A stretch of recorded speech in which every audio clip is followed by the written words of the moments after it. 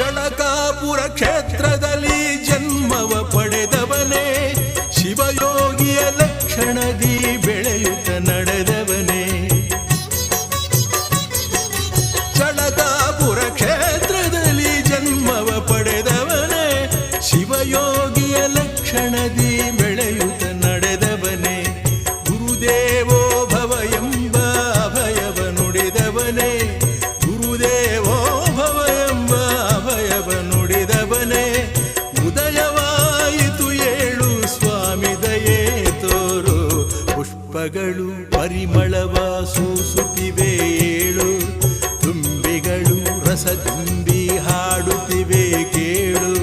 ಸದ್ಗುರುವೆ ಎಲ್ಲಿರುವೆ ಗುರು ಸಿದ್ಧಾರೂಢ,